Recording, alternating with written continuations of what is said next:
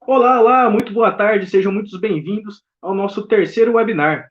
E o nosso tema de hoje está relacionado a um tema que está muito presente no dia de hoje, que é a pandemia. A pandemia e as epidemias virais, como elas surgem? Para conversar um pouco mais sobre isso, nós chamamos duas professoras que estão por dentro do assunto. A professora Cris Hold e a professora Márcia Antônia Agostini. Opa, errei o sobrenome do professor, me desculpa, professora, mas a Márcia Antônia Bartolomeu Agostini. Então, sejam muito bem-vindos, professoras. Vocês querem se apresentar? Olá, boa tarde a todos. Primeiro, eu queria agradecer ao PET por esse convite e por estar sempre trazendo para discussões temas interessantes como esse. Então, meu nome é Cristiane, eu sou professora da UTF-PR Campus Medianeira. Eu sou bióloga, formei na UniOeste Cascavel e eu fiz mestrado e doutorado na Universidade Federal de Lavras na área de entomologia. Agradeço também pelo convite do PET em participar de um seminário de um tema tão interessante, né, e tão atual. Sou a professora Márcia, do Departamento de Ciências Biológicas e Ambientais da UTF-PR do campus de Medianeira, bióloga, mestre em zootecnia e doutora em agronomia, e tenho atuado na área da microbiologia ambiental.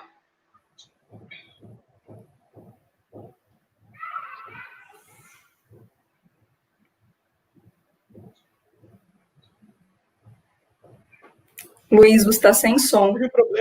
Pequeno probleminha técnico ali, mas vamos continuar por aqui então. E nós agradecemos muito a presença de vocês, duas professoras, por estarem nos ajudando e conversando sobre um tema muito importante na atualidade. Porque existem muitas coisas que estão... muitas fake news, vamos dizer assim. E para começar, professora Márcia, a senhora gostaria já de iniciar então a nossa conversa? Sim, vamos dar início então. Ok.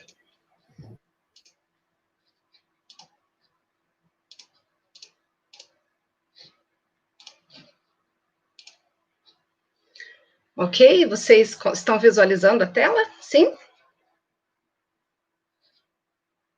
Bom, nós daremos início, então, a esse assunto, cujo tema, então, do seminário são pandemias e epidemias virais, como elas surgem, e a fim de compreender como surgem, então, as pandemias e epidemias, vale relembrar os piores momentos da humanidade, né, quando se trata de doença.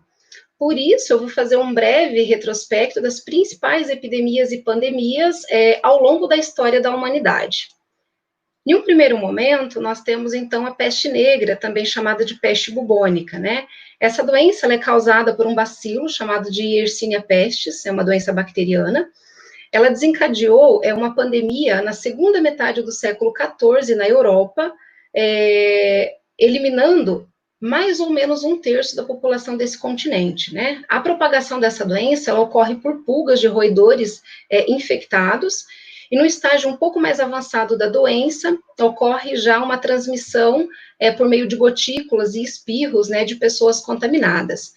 Essa imagem que vocês veem, né, essa vestimenta que vocês observam, era uma roupa utilizada pelos médicos que tratavam os doentes na época.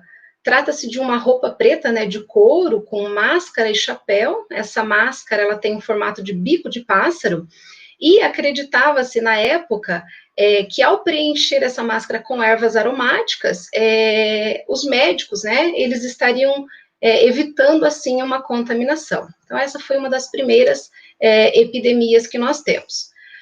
Num segundo momento, nós temos a cólera, né? A cólera é uma doença infecciosa que ataca o intestino dos seres humanos. Ela é causada pela bactéria Vibrio cholerae. Durante os anos de 1817 e 1824, centenas de milhares de pessoas morreram em função dessa doença. Nos dias atuais, a Organização Mundial de Saúde, ela relata que existe, né, anualmente cerca de 1,4 a 4,3 milhões de casos, e cerca de 28 a 142 mil mortes. Essa é uma doença que pode ser adquirida por meio do contato com água e alimento contaminado, né? Na sequência, nós temos a tuberculose. A tuberculose é uma doença que vem acompanhando a humanidade há muitos anos, né? Há vários anos mesmo. Ela é causada, então, por uma bactéria chamada de Mycobacterium tuberculosis, também conhecida por bacilo de Koch, em referência a Robert Koch, que descobriu o agente etiológico, né, causador dessa doença. Ela provocou, entre os anos de 1800 e 1950, a morte de cerca de um bilhão de pessoas. Acredita-se que ela seja uma forte candidata a uma próxima epidemia em função da presença do grande número de bactérias resistentes aos antimicrobianos, né? Essa é uma doença tratada com antibióticos, pelo menos uma combinação de antibióticos, ela tem apresentado já níveis de resistência bastante altos, então é uma grande preocupação.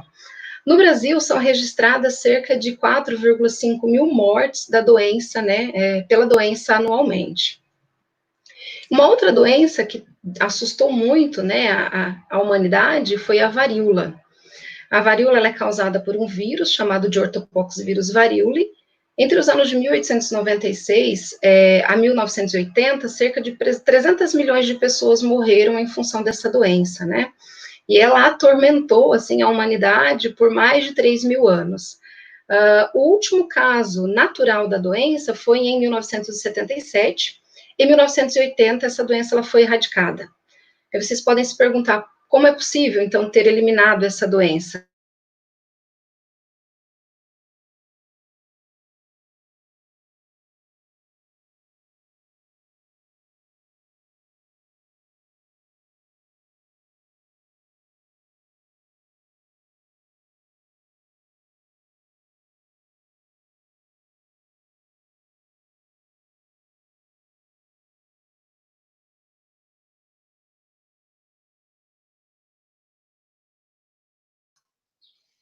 Acho que tivemos um pequeno probleminha com a professora Márcia.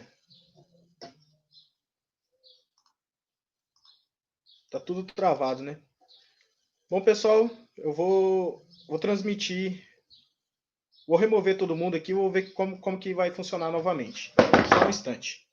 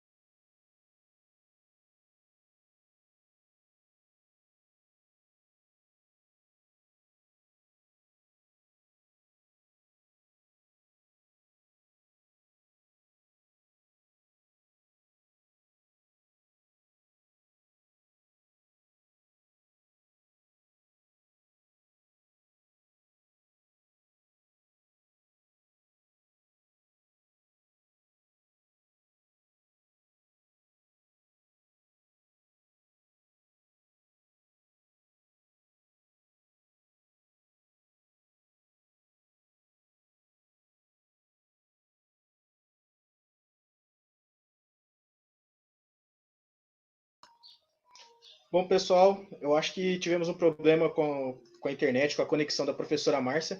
Então, enquanto isso, eu peço para a professora Cristiane continuar a parte dela e depois nós tentamos resolver os problemas com a professora Márcia e depois retornaremos com ela, tá ok? Vamos lá então, professora Cris. Vamos sim. Vou compartilhar a tela.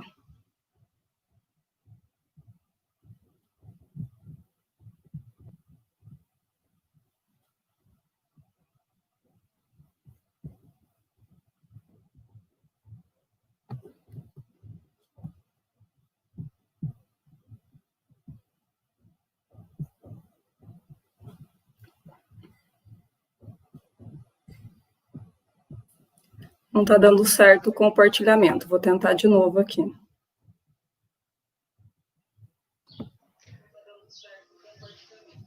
Aperta o F5, professora. Tá, vou ver aqui.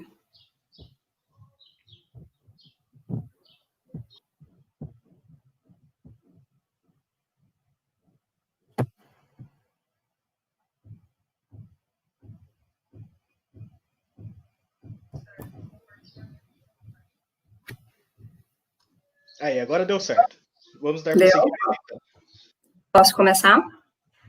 Bom, a gente vai mudar um pouquinho a sequência, então, mas acho que não vai comprometer o conteúdo da apresentação.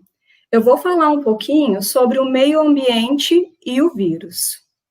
O homem vem causando várias alterações no meio ambiente, e essas alterações causam interferências nas populações de animais silvestres, que são fonte de patógenos, e de animais vetores, que podem transmitir esses patógenos para o homem, desencadeando as zoonoses.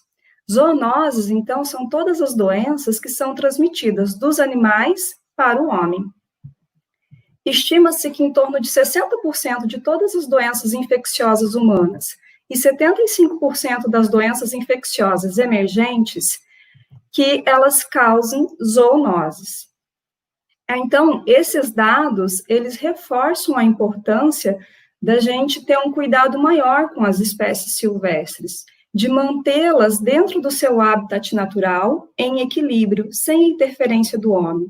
Porque quando essas espécies encontram-se lá no seu habitat natural, elas não vão causar nenhum prejuízo para nós, porque os sistemas têm uma forma de entrar em equilíbrio. O problema é quando o homem começa a interferir nesse equilíbrio e começa a se aproximar dessas espécies. Aí sim é que elas conseguem transmitir esses patógenos para os homens.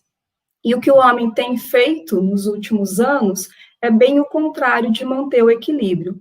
Alterações como desmatamento, perda de biodiversidade, alterações climáticas, poluição, comércio ilegal de animais silvestres e criação intensiva de animais, eles favorecem a ocorrência dessas zoonoses, porque eles favorecem o aumento da população desses patógenos.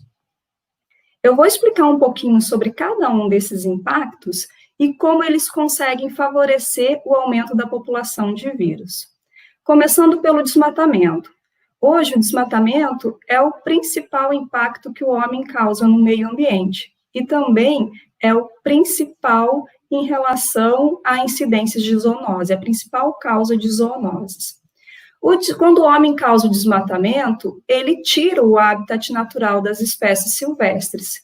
Sem ter o seu habitat natural, o que acontece com essas espécies é que tem suas populações reduzidas.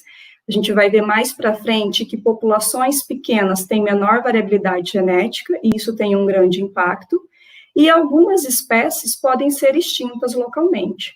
Quando isso acontece, tanto a redução de população quanto a eliminação de espécies de um determinado local, isso causa um desequilíbrio das espécies. Outra consequência que o desmatamento faz, que quando ele tira o habitat da espécie silvestre, ela começa a ocupar áreas de ocupação humana. Ela começa a se aproximar do homem, aumentando a chance de contato entre o animal silvestre e o homem, aumentando, então, a chance de ocorrer uma zoonose.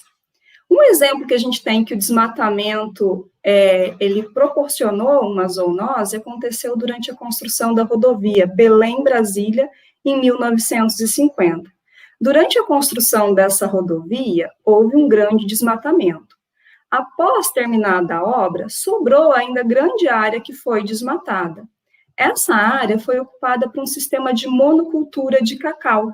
Sistema de monocultura são um problema porque eles têm a diversidade biológica muito baixa, eles mantêm poucas espécies.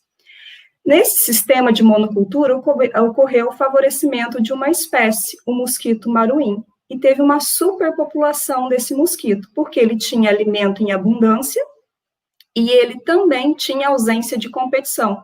Como era um sistema extremamente simples, não tinha outras espécies para competir com recursos com ele. Com isso, a população dele teve uma grande explosão. Esse mosquito, ele funciona como um vetor, transmitindo o vírus do bicho preguiça para o homem, causando a febre de Oropouche no homem. Em Belém, só durante o ano de 1951, foram 11 mil casos registrados da doença.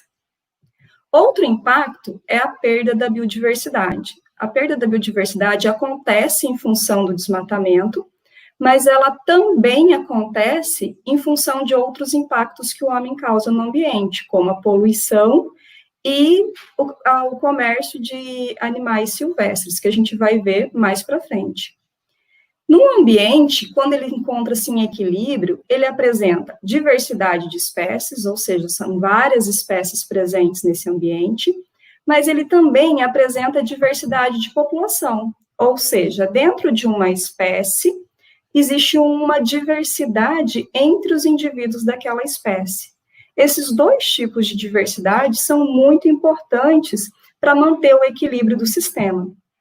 A diversidade de espécies consegue manter o equilíbrio entre as cadeias e teias alimentares, e ela também consegue regular o tamanho das populações, porque quando eu tenho várias espécies que utilizam o mesmo recurso, uma compete com a outra pelo recurso, regulando o tamanho da população, evitando que tenha uma superpopulação e um desequilíbrio nesse sistema. Já a diversidade que ocorre dentro de uma população, ou seja, a diversidade de indivíduos de uma espécie, ela favorece a resistência a eventos extremos, como, por exemplo, a ocorrência de um patógeno, como a situação que a gente vive hoje.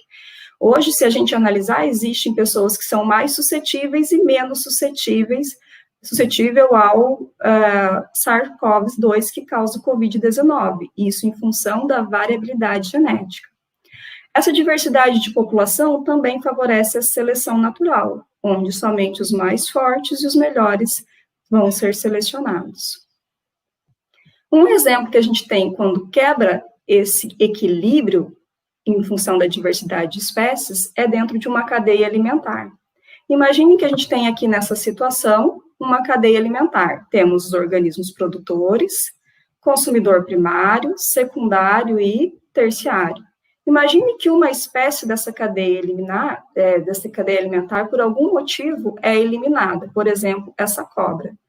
As duas espécies que estão relacionadas com a cobra serão afetadas. A espécie do predador da cobra, ela vai ter uma população reduzida por falta de alimento, e a espécie da presa da cobra vai ter uma superpopulação. Se essa espécie que tem uma superpopulação, ela é uma fonte de um patógeno, é uma fonte de vírus, a população desse patógeno, desse vírus também vai ser aumentada. E com isso aumenta a chance de desencadear uma zoonose. Outra situação em que a diversidade de espécies mantém o equilíbrio e ajuda no equilíbrio de patógenos, no equilíbrio geral do sistema e no equilíbrio de patógenos, é nessa situação. Imagine que temos uma área onde tem 3 espécies de macacos. É um exemplo hipotético. Essas espécies de macaco, imagine que elas utilizam o mesmo recurso. Então, elas competem por habitat, por alimento e por água. Logo, uma espécie mantém o tamanho da população da outra em controle, e nenhuma dessas espécies vai ter uma superpopulação. Agora, imaginem que nesse ambiente também ocorre um vírus. Só que esse vírus, ele consegue se hospedar em apenas uma dessas espécies. As outras não são espécies hospedeiras. O que acontece é que essa espécie hospedeira vai ter sua população controlada pelas espécies não hospedeiras. Consequentemente, a população do vírus também vai ser controlada. Então, pelo efeito da competição entre espécies, a população do vírus vai se manter baixa. Ao contrário, se a gente tivesse um ambiente onde não tem a diversidade de espécies presentes e eu tenho apenas a espécie hospedeira, sem competição, essa espécie vai ter sua população aumentada, consequentemente, a população do vírus também vai ser maior. Outra situação em que a diversidade de espécies é importante para o controle de população de vírus é numa situação em que eu tenho vírus e eu tenho diversidade de hospedeiros de vírus. Eu tenho o hospedeiro 1, o hospedeiro 2 e o hospedeiro 3. O vírus consegue infectar todos esses 3 hospedeiros. No hospedeiro 1, o vírus consegue infectar muito bem e consegue se multiplicar muito bem. Então, ele vai colonizar todo esse hospedeiro e depois que ele se reproduzir, ele vai ser lançado para o meio externo para encontrar novos indivíduos, novos hospedeiros. Já no hospedeiro 2 e no hospedeiro 3, o vírus consegue colonizar, mas ele não consegue se reproduzir com eficiência.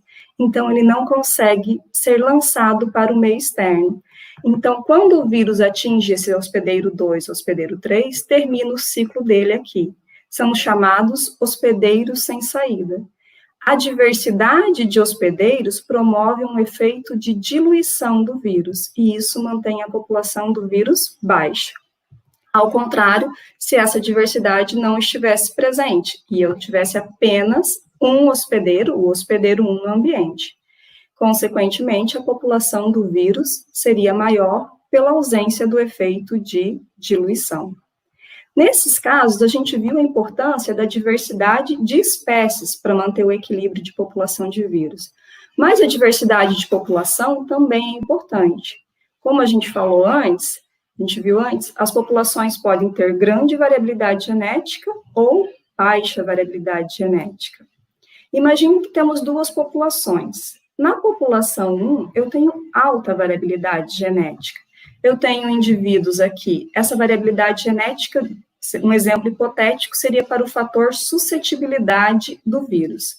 Eu tenho indivíduos aqui da cor azul, que são altamente suscetíveis, indivíduos na cor vermelho, moderadamente suscetível, na cor verde, moderadamente resistente, e na cor amarelo, altamente resistente.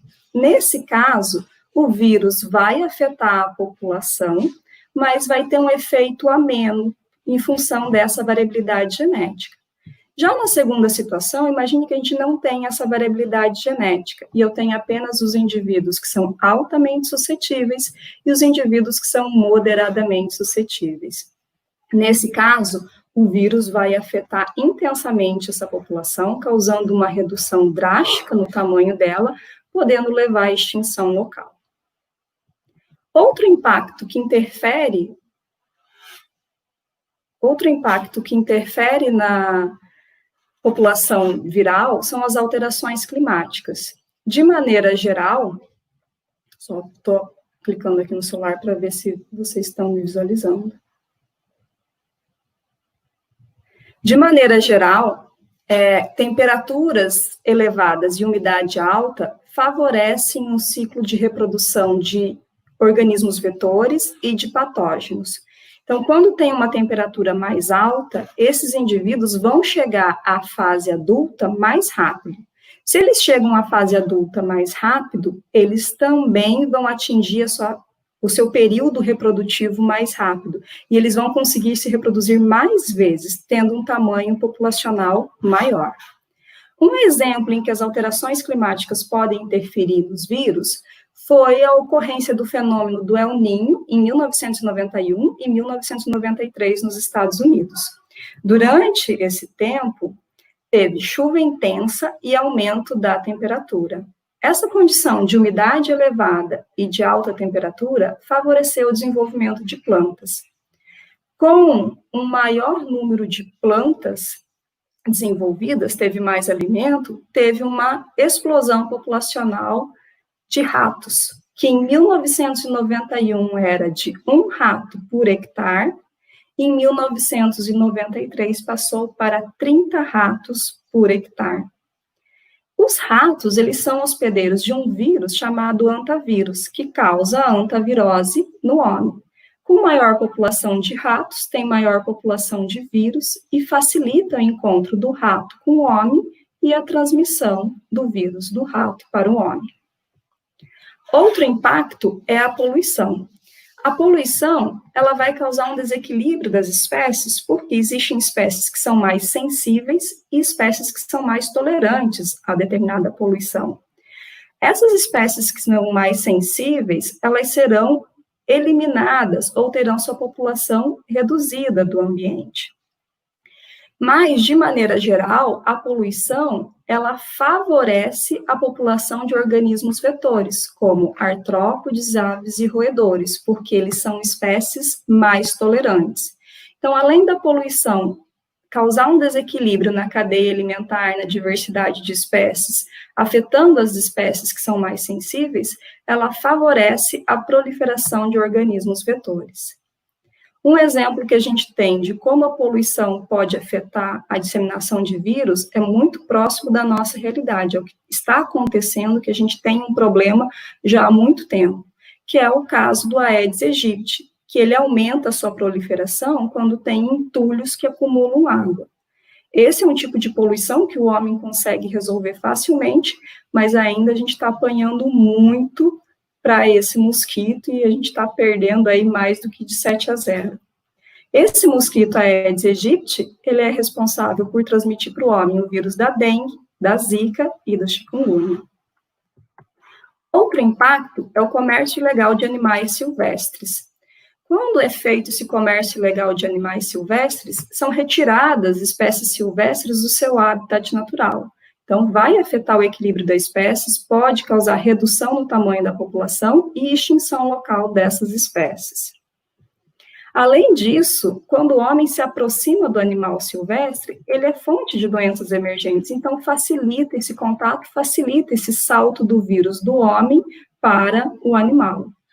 Aqui a gente tem fotos que mostram esse tipo de contato que acontece. Aqui o comércio, mostrando ali os papagaios, o comércio ilegal, o tráfico de animais, mas também não é só isso. Às vezes, muitas pessoas têm aumentado a procura por animais silvestres para ter como bicho de estimação, para ter um bichinho diferente, para fazer uma foto legal para o Face, e assim vai. E o outro caso que a gente tem aqui é o consumo de carnes de animais silvestres. Os 3 casos, ele coloca em risco a saúde pública, porque favorece muito o salto do vírus do animal para o homem. Um exemplo que ocorreu foi nos Estados Unidos, em 2003, a varíola do macaco. Esse exemplo foi interessante porque, simultaneamente, em várias regiões dos Estados Unidos, foram registrados casos de varíola do macaco. E isso é muito incomum para uma doença emergente. Geralmente, ela começa de forma pontual, bem localizada, que foi o que aconteceu com o SARS-CoV-2, que causa o COVID-19, que a gente está presenciando agora. E outro ponto em comum é que esse vírus da varíola do macaco nunca tinha ocorrido nos Estados Unidos. Ele é típico da África. Investigando sobre o caso, eles verificaram que todas as pessoas contaminadas pelo vírus tiveram contato com a marmota. A marmota, lá nos Estados Unidos, já é quase que tida como um animal doméstico. Então, teoricamente, ela não seria a fonte de uma doença emergente, ou seja, de uma nova doença. Investigando ainda mais, eles viram que os vários vendedores de marmota dos Estados Unidos tiveram uma fonte em comum. A marmota veio da África num carregamento junto com 800 animais misturados, outras espécies silvestres. Os animais silvestres passaram para a marmota e da marmota o vírus passou para o homem. Outro exemplo é a nossa situação atual, o COVID-19, causado pelo vírus SARS-CoV-2. Como esse vírus chegou no homem, ainda é um grande ponto de interrogação, mas os principais estudos apontam que ele veio do morcego. Mas existem algumas hipóteses também que consideram que ele possa ter tido um hospedeiro intermediário. do morcego ele tenha passado para o pangolim e do pangolim para o homem. Mas como que o vírus deu esse salto do morcego para o homem, ou do pangolim para o homem?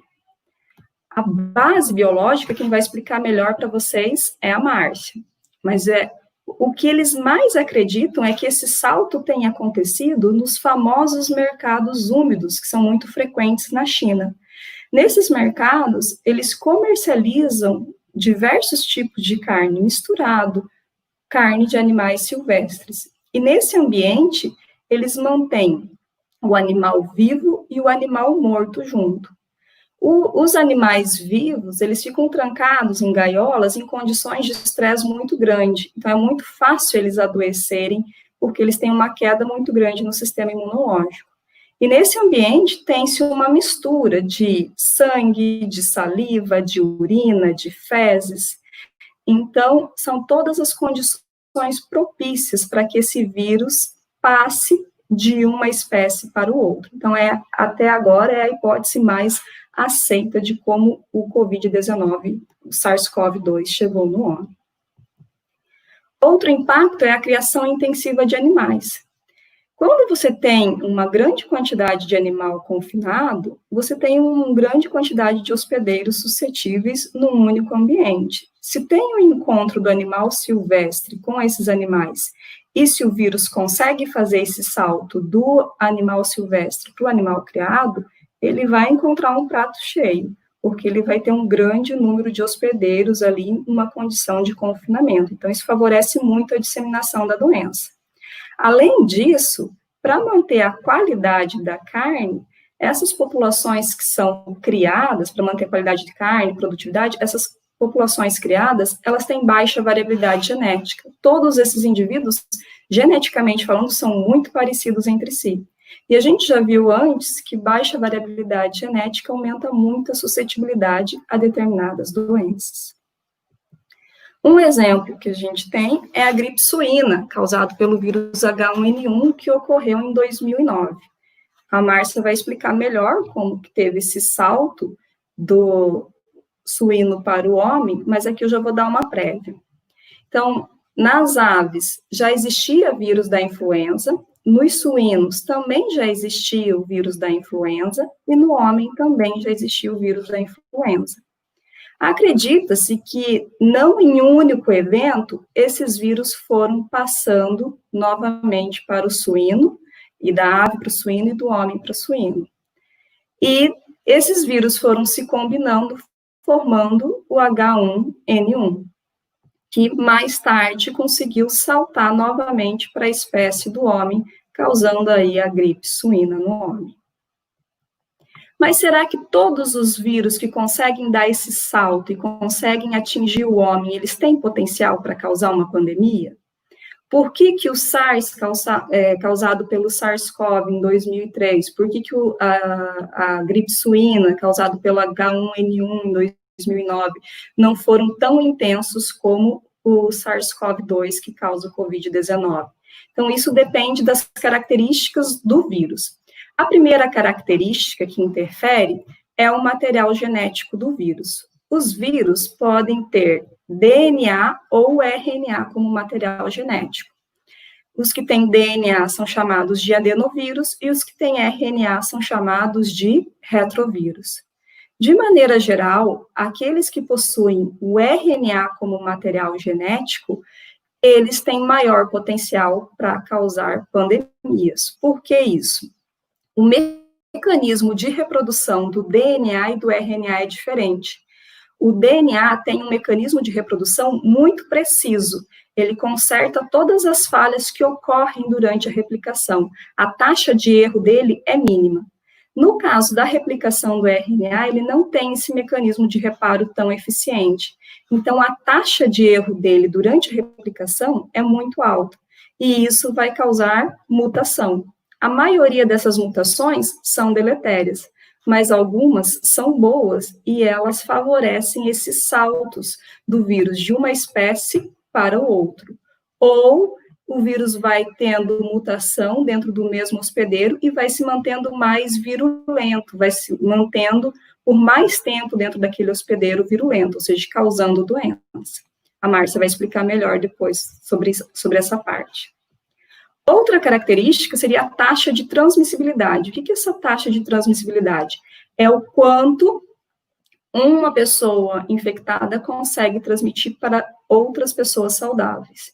Então, quanto maior for a taxa de transmissibilidade, quanto mais uma pessoa infectada transmitir para as outras, melhor para o vírus desencadear uma pandemia.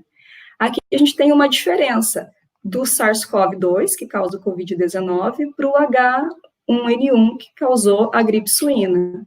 A taxa de transmissibilidade do SARS-CoV-2 é 2 vezes maior do que a taxa de transmissibilidade do H1N1. Essa pode ser uma das explicações por que o H1N1 não foi tão prejudicial como o SARS-CoV-2. Outra característica são as vias de transmissão do vírus. Um vírus pode ser transmitido vias aéreas, que seria pelo ar, oral fecal, através de água contaminada, alimento contaminado ou de mãos contaminadas por falta de higiene adequada, pelo sangue, que ocorre com o contato do indivíduo com o outro, pela saliva.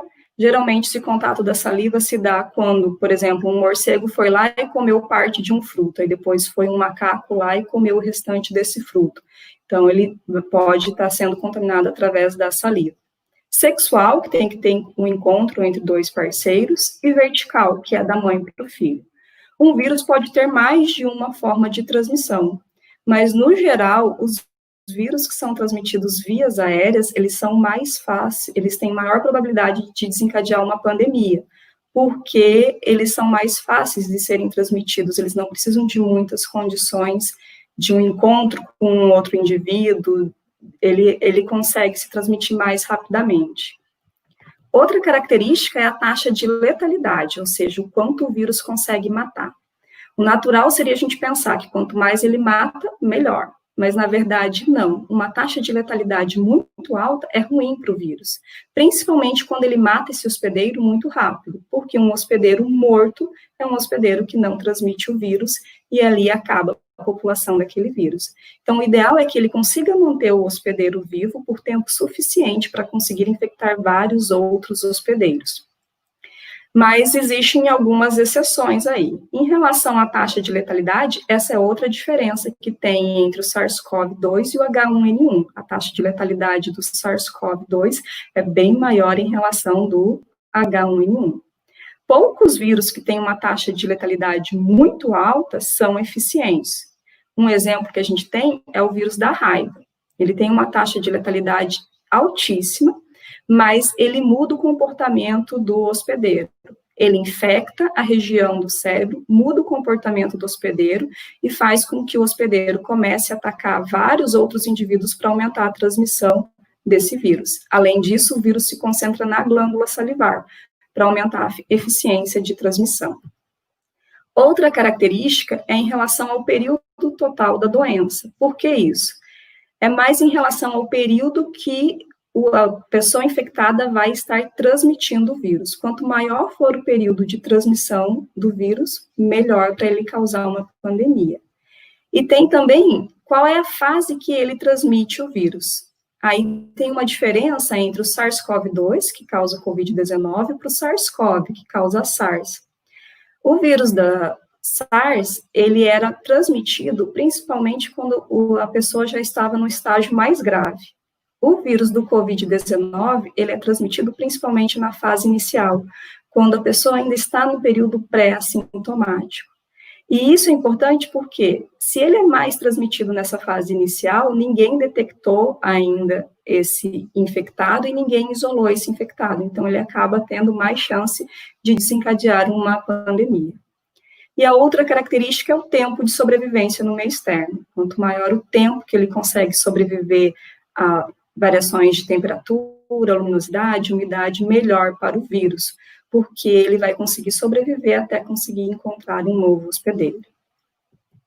E quais são as ações que a gente pode tomar para evitar as pandemias? A principal delas é a gente tentar manter o equilíbrio do ambiente, evitando a degradação e a poluição do meio ambiente.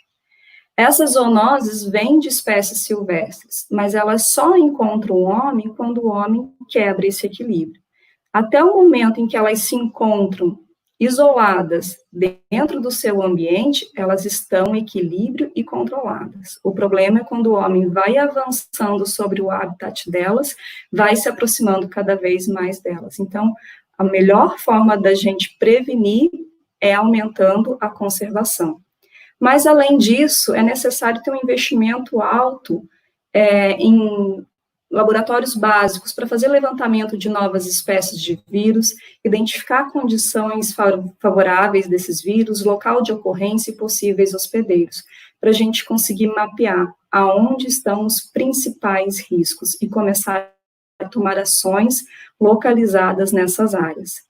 Além disso, é importante a gente fazer um levantamento de quais vírus têm maior possibilidade de infectar o homem, para ter ações bem pontuais em relação a isso, de conservação dessas espécies silvestres que têm a possibilidade de dar o salto do vírus para o homem, de conscientização da população para não ter o consumo dessas espécies, para não ter essas espécies como um animal pet, para não ter uma aproximação com essas espécies. Mas pensando na pandemia de hoje, qual é a ação que a gente pode tomar? Aquela que todo mundo já está cansado de ouvir. Higienização adequada das mãos, usar a máscara, manter o distanciamento das pessoas aí de 1,5 m a 2 metros e, se possível, ficar em casa. Muito obrigada.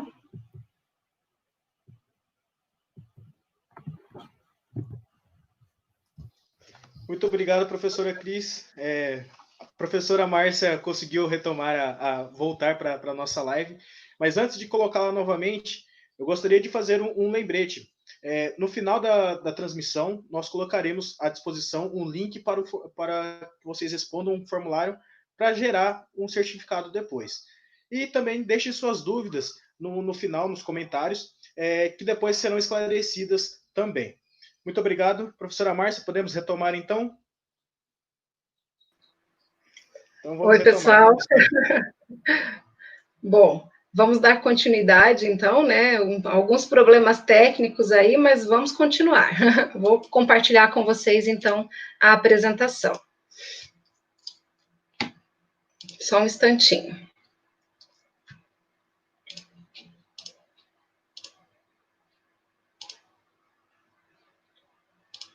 Ok. Eu falava para vocês a respeito da varíola, as ordens acabaram se invertendo um pouco, né? Nós gostaríamos de ter repassado para vocês primeiro esse histórico, para vocês entenderem, né, toda a sequência, né, para compreender o surgimento dessas pandemias, mas vamos dar continuidade mesmo assim. Bom, falando a respeito, então, das pandemias e epidemias. É muito importante esse aspecto, então eu vou comentar com vocês a respeito da gripe espanhola.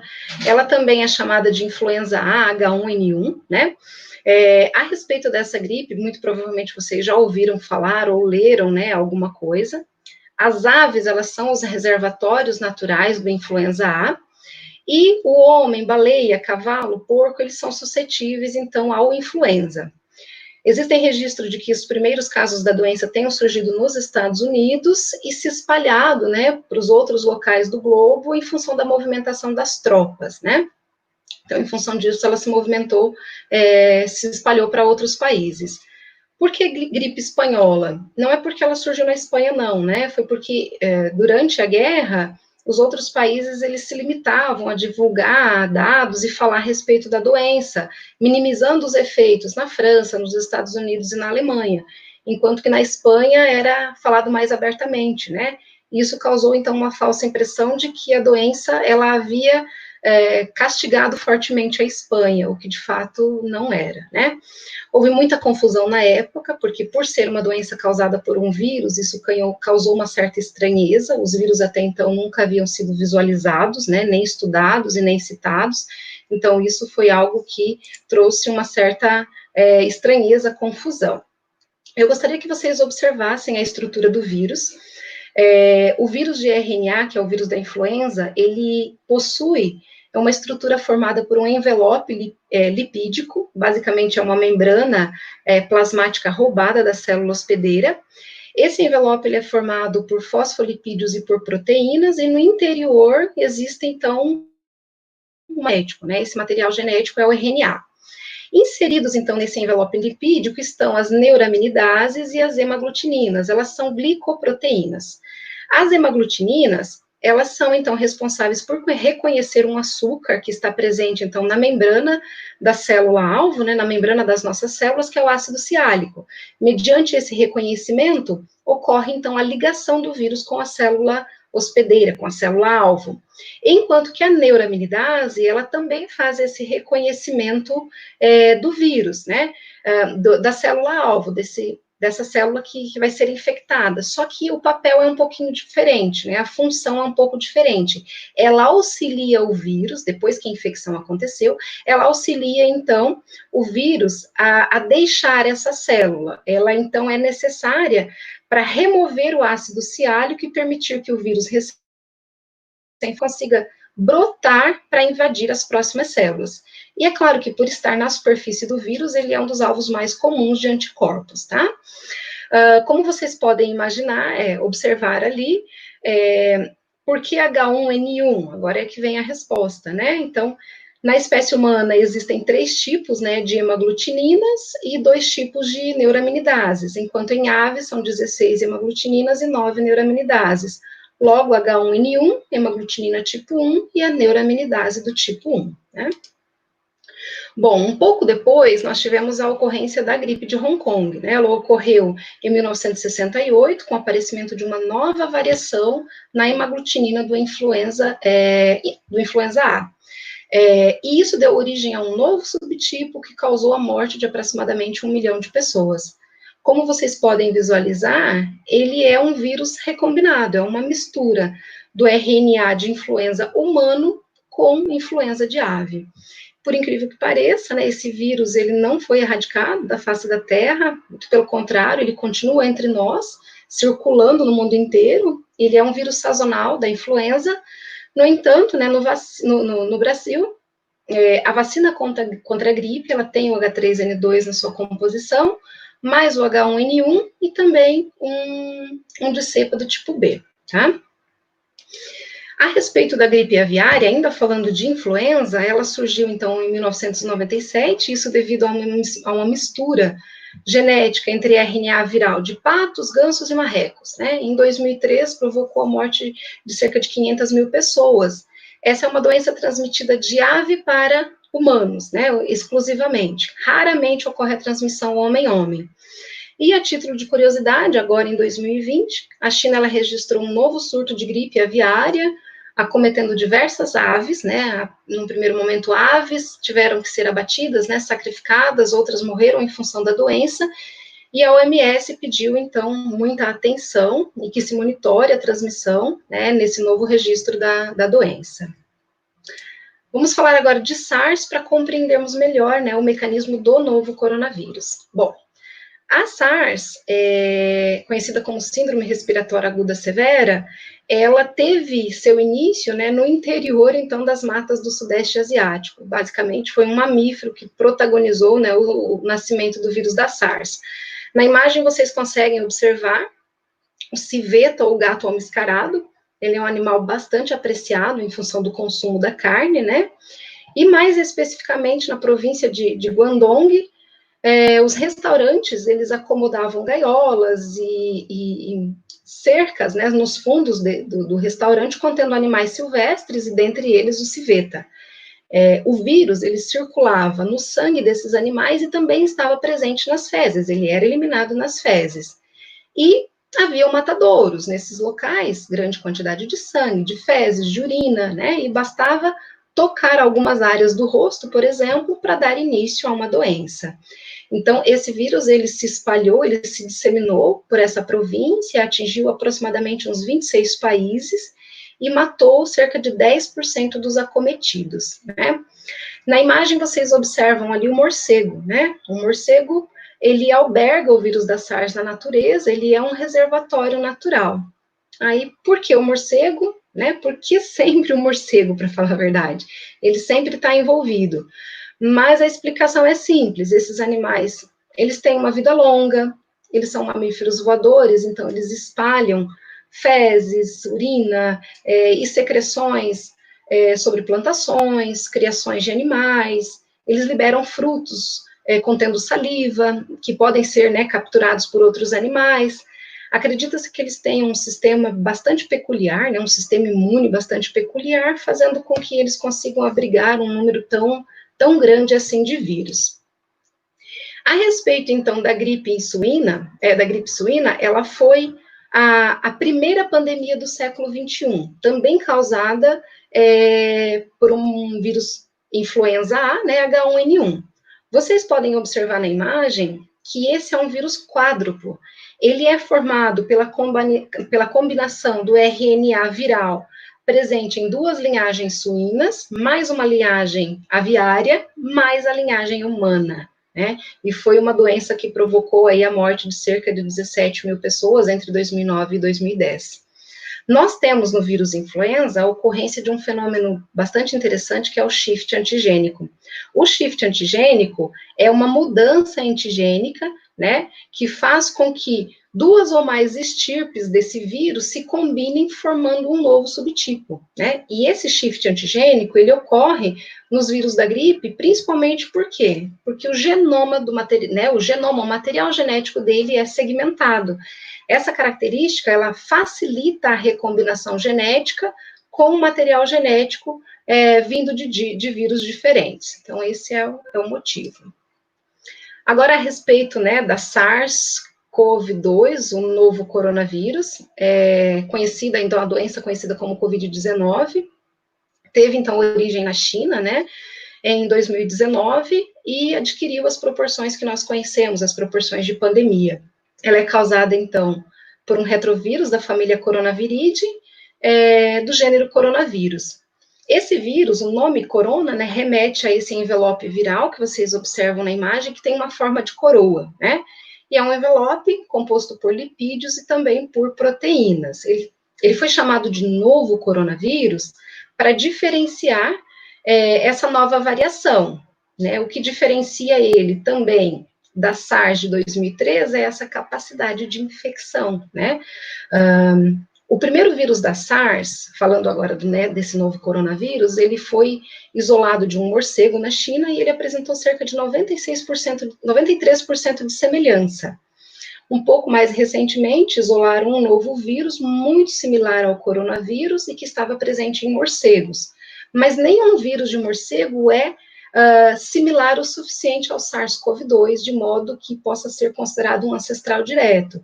Então, nesse sentido, ocorreu esse salto de espécie, e é muito provável que ele tenha passado por um animal intermediário, né, como a professora Cristiane comentou a respeito do pangolim.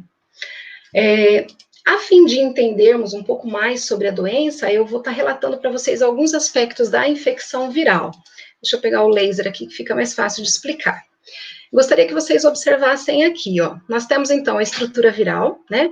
O vírus, ele é formado por essa estrutura que eu comentei com vocês, de uma membrana plasmática roubada, né? Um envelope lipídico e proteínas, certo? E aqui nós temos a membrana da célula hospedeira, também formada por lipídios e por proteínas. A proteína viral que reconhece, né, que é reconhecida pelo receptor da célula, é a proteína spike, chamada então de proteína S.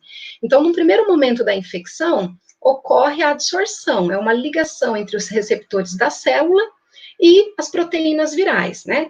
Essa proteína, ela precisa ser clivada, quebrada, né, por enzimas de restrição que estão presentes na célula hospedeira. Olha que coisa interessante. No vírus da SARS de 2003, apenas algumas células do corpo humano apresentavam essa enzima de restrição. Já para o novo coronavírus, a maioria das células do corpo apresenta essa enzima de restrição. Então, ou seja, facilitou a entrada do vírus, né, na célula. Bom, uma vez presente, entrando dentro da célula, essa entrada pode acontecer por meio de uma fusão, membrana com membrana, ou até mesmo por meio de fagocitose, né? Esse material genético viral, ele é liberado, então ocorre uma desmontagem do vírus. Esse material genético, ele é lido por um ribossomo, e esse ribossomo sintetiza uma proteína viral importantíssima, que é a polimerase viral. A polimerase viral, ela vai fazer cópias e mais cópias do material genético do vírus, a fim de fazer a célula sintetizar peças para montagem de novos vírus, né? Então, aqui vocês visualizam a RNA trabalhando, fazendo, né, cópias do material genético que vai ser usado como genoma e também do material genético que vai ser usado na síntese proteica, na fabricação de proteínas. Essas proteínas, elas podem ser tanto estruturais quanto acessórias, e elas estarão fixas, né, elas se fixarão na membrana do retículo endoplasmático, né? Nesse espaço entre o retículo e o complexo golgiense, o genoma viral se combina com novas proteínas, né, formando o núcleo capsídeo, que contém, então, material genético. Toda essa estrutura, ela se monta, né, um novo vírus se forma, e ele se forma dentro de uma vesícula. Após a montagem, então, ocorre a liberação, né?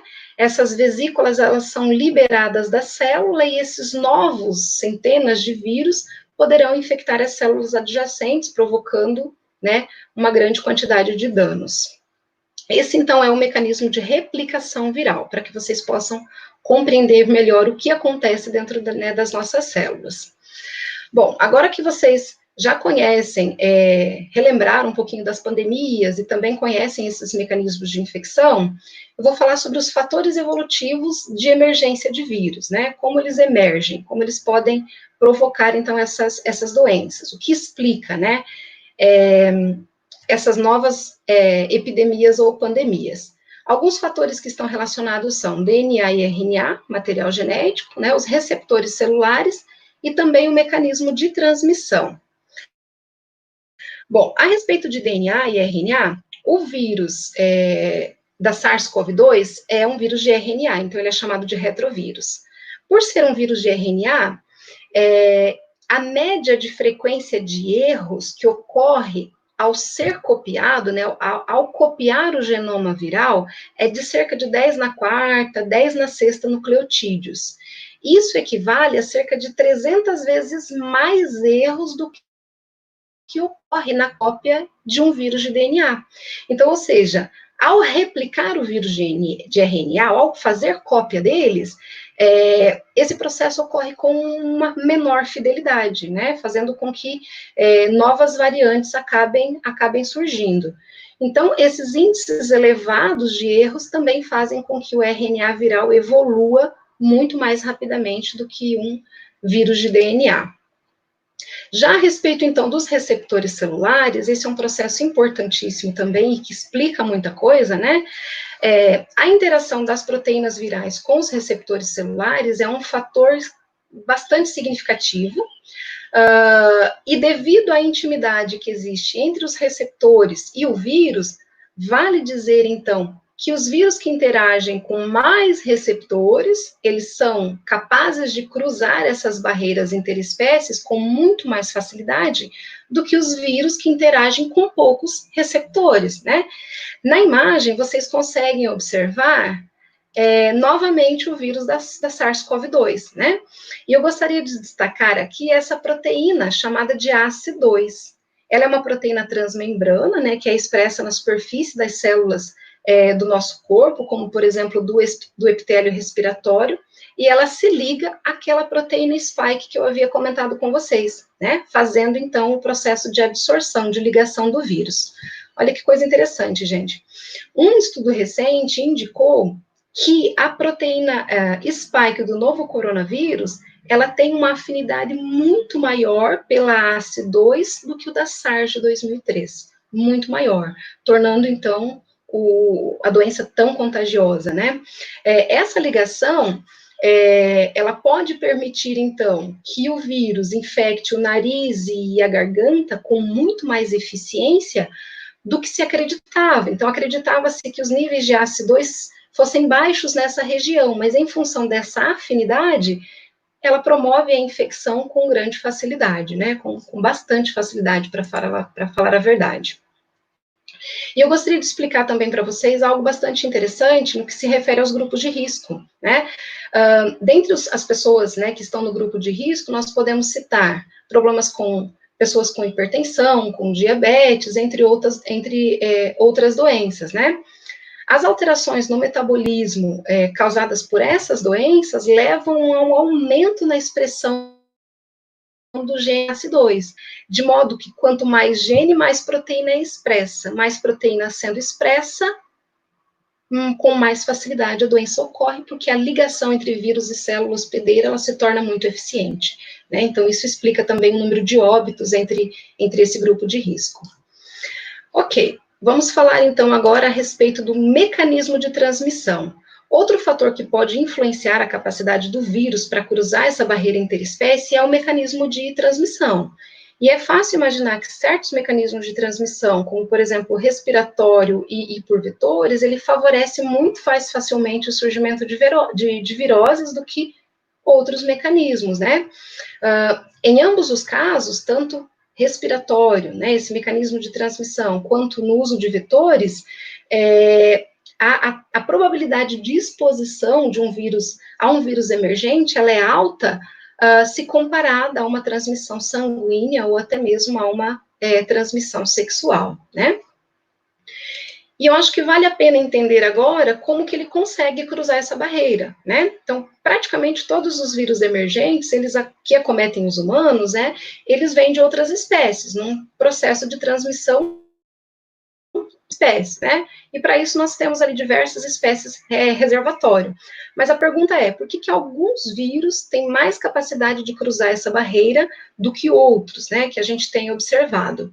Isso pode ser respondido pela tendência filogenética e também pelo convívio com demais espécies. Na tendência filogenética, é muito fácil de compreender, né? Quanto mais próximas estiverem as espécies hospedeiras em questão, maior a chance de sucesso nessa transmissão em espécie. Então, esse cladograma, ele traz ali, né, o grupo dos mamíferos, né? Então, a maioria dos vírus que infecta seres humanos é originária de mamíferos, com poucas exceções de aves. Muito embora nós tenhamos casos ainda dos arbovírus, que são dos vírus de insetos, eles passam de humano para humano, mas mediados pelo inseto. Então, existe essa passagem, né, de um mamífero para outro, né? Então, se a capacidade da célula de infectar a célula hospedeira, se a capacidade do vírus, né, na verdade, de infectar a célula hospedeira, ela é um ponto-chave nessa transmissão interespécie, então, as espécies que estão filogeneticamente relacionadas, elas são mais prováveis de dividir receptores celulares relacionados, receptores como o ACE2, que eu havia comentado com vocês anteriormente. Mas essa é apenas uma tendência, né? Muito embora evolutivamente nós estejamos mais próximos de outros primatas, o nosso convívio diário é muito maior com roedores e aves do que com outros primatas. Então, o convívio com as espécies é um fator que também deve ser considerado. E uma vez cruzada essa barreira interespécie, é muito importante, então, compreender como que ocorre a adaptação do vírus a uma nova espécie hospedeira. E nesse sentido, eu destaquei, então, para vocês a importância da mutação e das recombinações, né? É muito importante considerar o processo evolutivo do vírus. Existe, na verdade, um perfil de adaptação viral, né, ao longo do tempo, e nesse processo existe um acúmulo de mutações, né, de mutações. Essas mutações, elas levam à seleção de variantes. Essas variantes melhores adaptadas, especialmente a diferentes condições, elas favorecem a capacidade replicativa do vírus, podendo levar a um dano mais extensivo para o hospedeiro. Mas é importante deixar claro que as mutações, elas são comuns, é uma consequência natural de ser um vírus, né, esse processo de mutação, e uma vez ocorrendo mutação, não necessariamente significa que ele vai ficar mais letal ou mais contagioso, né? Então, a mutação, a gente precisa compreender que ela só vai se espalhar com força numa população se ela for vantajosa do ponto de vista da seleção natural. Então, paremos para pensar. Se tornar mais letal, talvez não seja vantajoso, né, para um vírus, porque ele tende, então, a se espalhar menos, né? E, muito embora esse elevado índice de mutação, ele seja considerado, então, uma força motriz na evolução dos vírus de RNA, existem evidências de que a variabilidade genética observada, né, nessas populações de vírus, também é modulada pelas recombinações. Essas recombinações, a imagem mostra, né, uma mistura de influenza humano e influenza aviário, é um processo que tende a potencialmente aumentar a adequação, fazendo com que novos genótipos, né, vantajosos, eles sejam criados. Ocorre também, muitas vezes, a remoção, né, a retirada de mutações deletérias, e aí tudo isso, é claro, que vai auxiliar na emergência de novos vírus. E, para finalizar, alguns fatores a professora Cristiane já explicou, e eu vou comentar com vocês de mais alguns fatores que estão envolvidos, né, na emergência de doenças infecciosas. Um fator muito importante são as alterações demográficas e comportamentais. Acho que vale salientar que alterações demográficas, elas envolvem alterações nas populações, como, por exemplo, um maior número de pessoas suscetíveis a uma determinada infecção, um aumento do envelhecimento da população, com um número maior de idosos, né? Avanços na medicina, com o uso elevado de imunossupressores, até mesmo alterações sociais, como o aumento da renda familiar, onde pai e mãe trabalham e as crianças permanecem por longos períodos em creches ou em escolas, facilitando, assim, né, a transmissão de doenças. Um outro mecanismo importante, então, o comércio e viagens internacionais. Nesse sentido, vale destacar que foi um dos grandes avanços, né, do século XX, essa facilitação das viagens, o que antes levava meses passou a ser feito em horas, só que esse deslocamento ele também facilitou bastante a transmissão e o espalhamento das doenças, né, dessas doenças. Além disso, além desse fluxo de pessoas, um grande volume de plantas, de animais e de outros materiais é transportado por toda a superfície do globo terrestre. E esses movimentos, eles têm um impacto bastante forte, né, nessa justaposição de espécies que ocorre em diferentes ecossistemas. A respeito do desenvolvimento tecnológico e industrial, né, qual é o papel dele? A gente consegue observar que em linhas de produção, incluindo fabricação de alimentos, né, que processam ou usam produtos biológicos, os métodos modernos, eles tornaram possível um aumento na eficiência e também uma redução de custos. Por outro lado, esses métodos de produção, eles aumentam as chances de contaminação e podem amplificar os seus efeitos. A gente tem ouvido, né, que na região, por exemplo, oeste do Paraná, há um grande número de pessoas doentes em frigoríficos e abatedouros, né, e era de se esperar que isso acontecesse. Bom, e não menos importante, nós temos, então, a falência das medidas de saúde pública. A gente precisa considerar que medidas clássicas de saúde pública e saneamento, elas têm sido muito eficientes, né, para minimizar a disseminação de doenças, para reduzir a exposição humana a muitos patógenos e até mesmo para evitar o espalhamento, né. Isso também ocorre, é claro, por meio de medidas de imunização e também de controle de vetores. No entanto, essas medidas, elas podem não eliminar totalmente os patógenos, e eles podem permanecer, muito embora em um número reduzido, em hospedeiros reservatórios no ambiente, ou até mesmo em pequenos focos de infecção. E aí, como consequência, esses agentes, eles podem reemergir se as medidas de controle e de prevenção, elas forem interrompidas.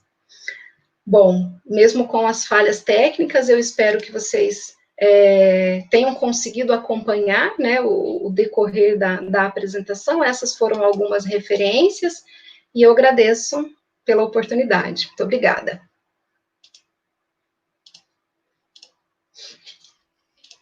Muito obrigado, professora. Então, agora nós vamos abrir ao nosso chat, as nossas perguntas. Tivemos algumas perguntas muito boas. Só pediria para a professora Cristiane ligar o microfone antes que esqueça. E a primeira pergunta é do Amoran Cardoso. Ele pergunta: a afirmação de que cada século uma pandemia acomete a humanidade, a fim de um controle biológico, é um mito ou uma realidade? Ou uma mistura de dos dois?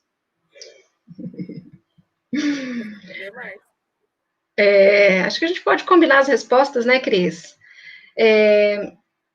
Eu acho que é difícil falar com certeza, né, a respeito disso, se é um mito ou uma realidade. Fato é que a gente vem convivendo com essas pandemias, vocês puderam perceber ao longo, né, dos slides, que a cada tantos anos a espécie humana, ela passa, né, por essas pandemias, e isso ocorre em função dessas alterações, desse contato com as espécies.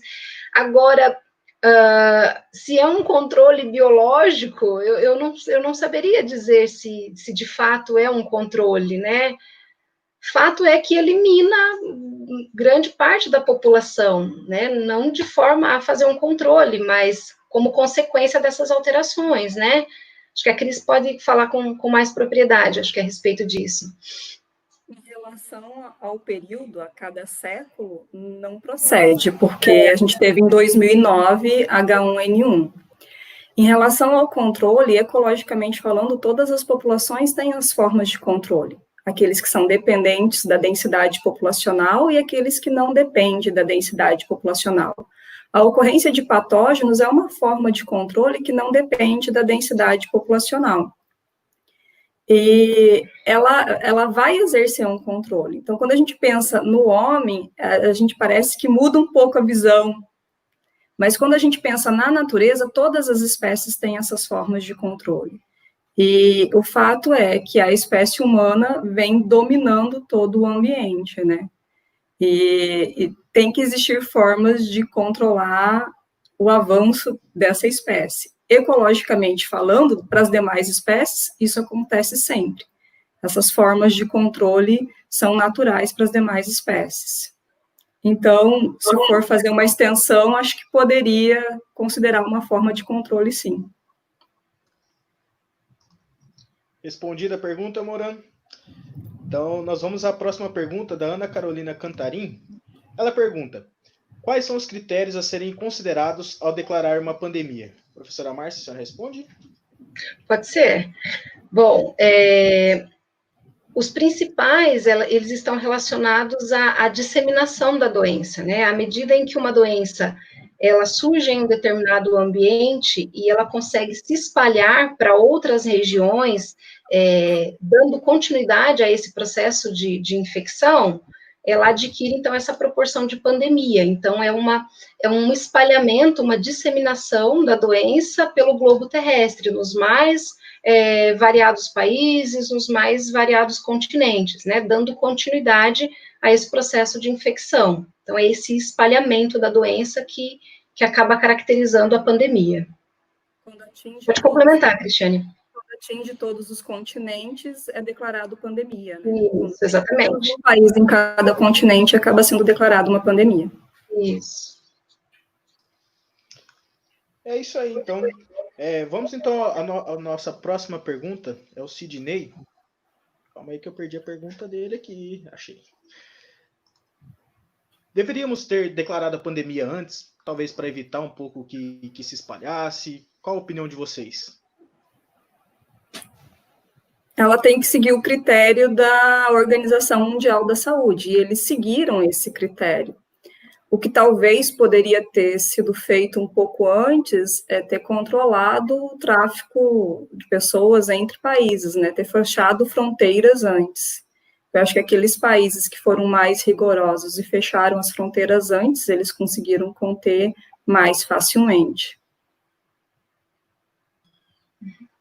A próxima pergunta, então, é do Sidney. Ele pergunta: professoras, vocês acreditam que em um longo prazo o vírus que transmite a Covid-19 será erradicado da humanidade? Tem essa possibilidade? Olha, eu particularmente acredito que não. Como vocês viram em outras doenças, né, que são causadas por vírus, eu não acredito que talvez haja uma erradicação em função dessa capacidade de mutação. né? Ele pode ser erradicado se só houver um subtipo de vírus, né? Nesse sentido, ele pode ser erradicado. Agora, a gente já tem presenciado, por exemplo, no caso da Covid-19, que há pelo menos 3 subtipos de vírus causando essa doença, né? Então, um vírus totalmente diferente da China, ele está no Brasil, e isso acho que torna muito difícil erradicar essa doença, né? As doenças erradicadas ocorrem quando só há um subtipo, né? À medida em que surgem novos, esse processo acho que já fica um tanto quanto complicado. O que eu acho que é possível é ter um controle a partir do momento que tem uma vacina eficiente. Mas mesmo assim, se for um vírus que for tendo mutações constantes, a vacina vai ter que ser atualizada, né? Isso mesmo.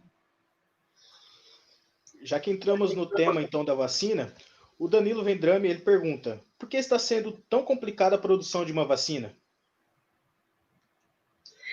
O processo de fabricação de uma vacina, ele leva anos, existe uma série de protocolos, né, que devem ser seguidos para que uma vacina possa ser liberada para o homem utilizar, então são protocolos rígidos que têm que ser seguidos, e, na verdade, esse processo, ele está bastante acelerado, né, nós estamos aí com praticamente 6 meses de pandemia, e nós já estamos em fases bastante avançadas de teste de uma vacina, então, não é que está sendo complicado produzir uma vacina eficaz, é que esse protocolo, ele precisa ser cumprido para que essa vacina cumpra com o seu papel, que é imunizar e não causar danos, né, em quem vai receber. Então, é um protocolo, né, que deve ser seguido. E os testes estão em fase de testes, na verdade, né? No caso da H1N1, foi um pouco mais rápido, porque eles já tinham outras vacinas para o vírus da influenza. E nesse caso, eles não têm, né? Então, acho que por isso que vai ser mais complicado em relação ao H1N1 em função disso. Mas sempre tem que seguir todos esses protocolos que a Márcia falou.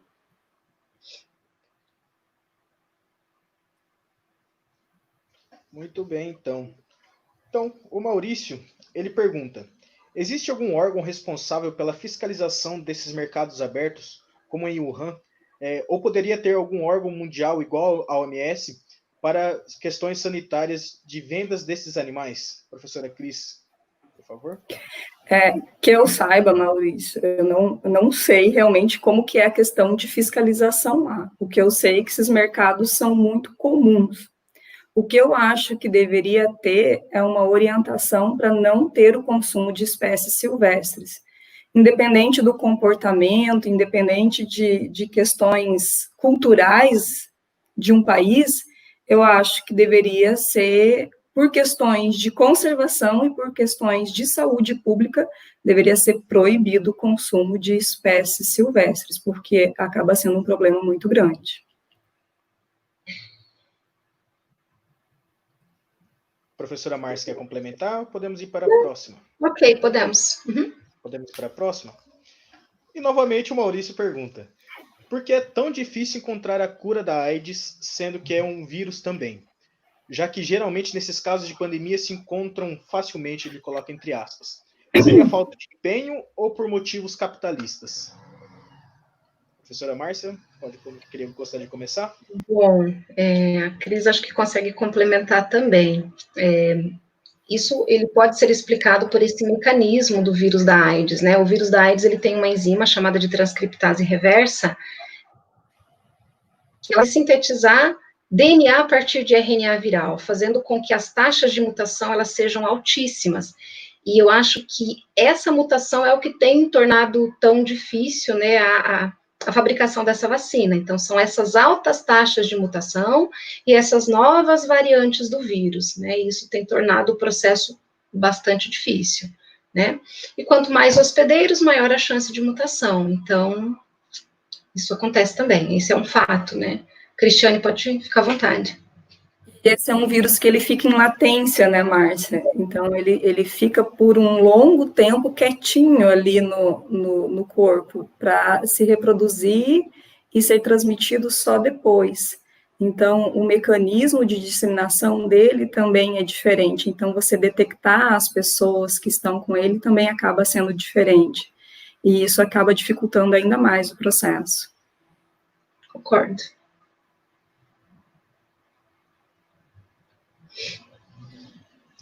Respondido, então, Maurício. O Sidney pergunta novamente. Sabe-se que ainda não há estudos que comprovem a possibilidade de uma pessoa que já se contaminou com a Covid-19, ela venha se contaminar novamente. Qual seria a opinião de vocês? Uma recontaminação, ela é possível, porque uma vez que foi exposto a um sorotipo, né, do vírus, e ele sofre essa alteração, como já aconteceu, se você é exposto novamente, o seu sistema imune não vai reconhecer ele como sendo novamente a SARS-CoV-2. É algo novo para o sistema imune, então a doença, ela se estabelece. Então, à medida em que ocorrem variações, né, teoricamente, podem ocorrer novas infecções, mesmo se a pessoa já tiver tido a doença, né?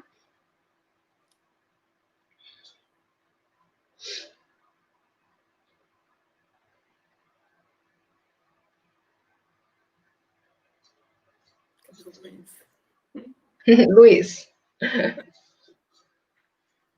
Agora foi a internet dele que caiu. Hoje é o dia. Hoje tá complicada a coisa.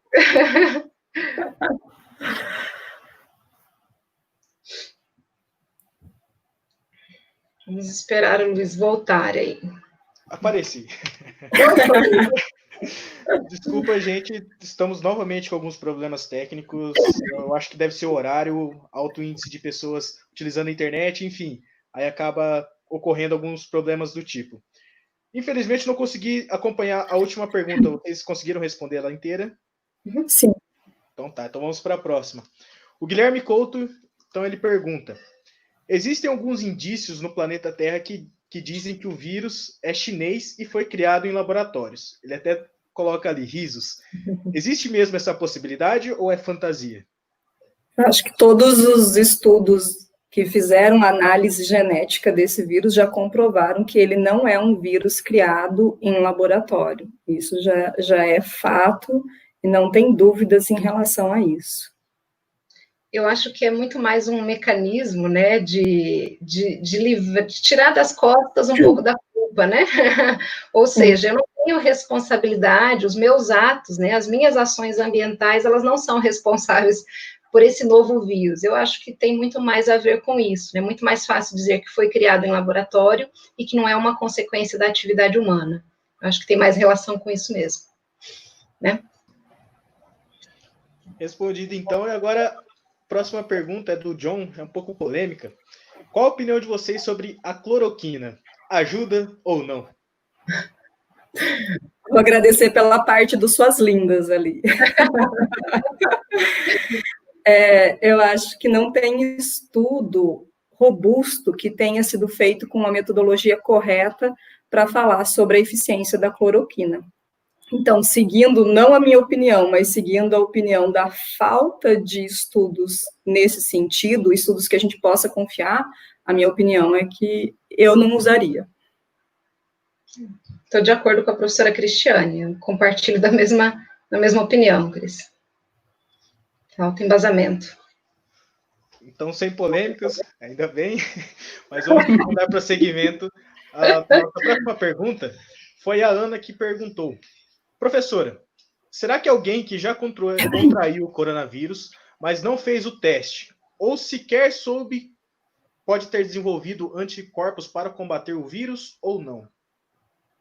Teria essa possibilidade de desenvolver o anticorpo mesmo não tendo contato? Eu acho que ela perguntou se ele contraiu, mas ele não teve sintomas, né? Eu acho que eu entendi assim a pergunta. Existem vários casos de pessoas que não tiveram um sintoma e que fizeram o teste e verificaram que tinha anticorpos, ou seja, que prova que tiveram contato com o coronavírus. Tá certo, então. O Sidney está agradecendo pelas respostas das professoras. E o John aqui, ó, brigou comigo. Ei, faltou falar suas lindas. Me desculpa, John. E a Ana, ela tem mais uma perguntinha.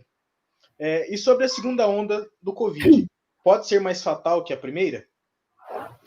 O que os infectologistas têm falado, eu não sou da área, não sou infectologista, mas é que geralmente a segunda onda é mais fraca em relação à primeira. Isso mesmo. Se por acaso alguém tiver mais alguma pergunta, pode colocar nos comentários que nós iremos aqui fazê-las para as professoras. Enquanto não aparece mais nenhuma pergunta, eu gostaria de relembrá-los sobre o questionário para os certificados. Já está ali nos comentários. O PetHub publicou ali o questionário. Lembrando que daqui a pouco, assim que encerrar a live, mais uns 5, 10 minutinhos, nós iremos fechar o questionário para evitar problemas de pessoas colocarem o nome sem ter participado. Outra coisa, coloque o nome certinho no questionário, porque é este nome que irá para o certificado depois, que será disponibilizado lá no site do PetHub. É só dar uma pesquisadinha, PetHub, o TFPR Medianeira, que aparece lá no nosso site e na seção certificados. Beleza? Mais algum comentário? A Kátia Bartolomeu. Vamos lá. Eu gostaria que fosse comentado sobre a transmissão do vírus por pessoas assintomáticas. Eu não sei exatamente em que aspecto, mas em função da transmissão, ela ocorrer pela liberação, né, da fala, pelo processo respiratório, tosse, as pessoas assintomáticas, elas também estarão espalhando essas partículas virais no ambiente. Então, mesmo não tendo manifestado o sintoma, o processo de espalhar, de transmitir essa doença é o mesmo, né? Porém, é claro que uma pessoa afetada pela doença, né, com os sintomas, vai espalhar essas partículas virais em uma quantidade muito maior, né? Então, um infectado, ele tende a disseminar com mais facilidade essa doença do que um assintomático, né? Em função da carga viral, também pode estar relacionado a isso. A professora Cristiane pode... Acho que é só importante a gente lembrar que tem a diferença do caso assintomático, que é aquele que vai ter o vírus e não vai desenvolver sintoma nenhum, e do pré-assintomático, que é aquele que tem o vírus e que vai desenvolver a doença. O caso do assintomático, como a Márcia falou, ele vai transmitir, mas numa quantidade menor. O pré-assintomático, ele vai transmitir já numa quantidade maior, porque ele só ainda não desenvolveu os sintomas. E essa é uma grande diferença do Covid-19 para a SARS, porque o paciente infectado com o Covid-19, ele vai disseminar muito mais no início, e o da SARS, ele disseminava muito mais quando ele estava com sintomas graves. Então, por isso que é uma das possibilidades que o Covid-19 está sendo mais grave em relação ao SARS. Tá certo, então. E o professor Elias, ele perguntou, primeiro ele parabenizou, parabéns pelas apresentações, beleza, competência e profissionalismo. Em uma palavra, qual o estágio da doença no Brasil? Professora Márcia, uma palavra, hein? Em uma palavra? Elias, complica a nossa vida. Olha, eu não sei se eu vou conseguir definir isso com uma palavra. Para mim seria avançando. É preocupante, avançando. Porque ainda não chegou no pico, né? Então tá avançando ainda. Obrigada pelas palavras, né, Elias? Muitas cidades pequenas, como é o nosso caso, né, a doença chegou agora, então nós estamos experimentando a doença agora. Outras cidades pequenas ainda não, então eu acho que não existe uma tendência ainda de ocorrer uma estabilização, né, porque os números agora estão começando a subir, né, nessas cidades menores, então é muito preocupante. Acho que não está próximo do fim da estabilização. Complicado, né? E o Fabrício, ele pergunta, uma pergunta que foi feita também nos bastidores, sobre o Big One, do Eduardo Massad. A opinião de vocês, é um futuro a ser temido? A Big One é a grande pandemia, né? Eles comentam que a Covid-19 seja um ensaio para a Big One, né? Fala, sim, a respeito de uma pandemia de grandes proporções, capaz de eliminar uma quantidade muito grande de pessoas, né? De fazer esse controle que a professora Cristiane falou, e capaz até mesmo de alterar a expectativa de vida da população, reduzindo bastante, né, essa expectativa de vida. Então, eu, particularmente, eu acredito que é, sim, um futuro a ser temido. Eu acredito que sim. A gente convive com essa possibilidade, né? E a cada vez que novas pandemias ou que novas epidemias surgem, a situação tem ficado cada vez mais crítica, né? Como a gente comentou, devido a tudo que foi colocado, né, de viagens, essa facilitação que nós temos, ela tem piorado bastante a situação. Então, eu acho que contribui, sim, para essa grande epidemia, ou essa Big One, como ela é retratada por esse pesquisador. Eu concordo com a Marcia. A professora Cris, então, concorda com a Márcia, que ficou bem baixo. Então, nós vamos para a próxima pergunta ou questionamento. O Roger, ele pergunta: pessoal usando prata coloidal no rosto, nas mãos e na roupa para prevenir do vírus. O que vocês acham? Grande abraço. Professora Cris, quer começar? A minha opinião, eu acho que temos profissionais muito competentes na Organização Mundial da Saúde. Então, acho que a gente tem que seguir apenas as recomendações da Organização Mundial da Saúde. Eu concordo. É uma época em que as pessoas acabam recorrendo a muitas coisas que são da sabedoria popular, né, da cultura popular, e acabam se colocando em risco, né, arriscando muito a saúde em função disso. Então, a gente precisa ter muita atenção, ficar bastante atento, para acabar não provocando um problema maior, né, do que a própria doença. Então, precisa tomar bastante cuidado, né? Acho que a Cris colocou bem as palavras aí. E somente a Kátia respondendo perfeito, era isso mesmo que ela gostaria de tirar a dúvida. E uma dúvida também que surgiu nos nossos bastidores. O Fabrício tinha comentado a respeito do derretimento das calotas polares, a possível disponibilização de algum micro-organismo, um vírus, uma bactéria, algum micro-organismo que possa causar algumas doenças atualmente. Esses micro-organismos lá de outras eras. Teria essa possibilidade também de estar relacionados a uma possível próxima pandemia? Qual que é a opinião de vocês? Bom, eu acredito que se esse vírus, né, escondido no gelo, digamos assim, ele encontrar um hospedeiro, ele vai ter uma capacidade de causar a doença, né? Mas esse encontrar um hospedeiro depende de uma série de mecanismos que a gente comentou. Então, se o hospedeiro naquela época ele não existe mais, talvez isso seja uma dificuldade, né? Se aquele primeiro hospedeiro ele não está mais presente na era em que nós vivemos, isso talvez dificulte. Por outro lado, esse vírus ele poderia estar presente nas mais variadas espécies, então o que pode ser uma possibilidade. O que precisa é ter um hospedeiro compatível, né? Se o micro-organismo que está lá, no caso o vírus, ele tem uma célula-alvo compatível nos dias atuais, ele é favorável a causar uma doença.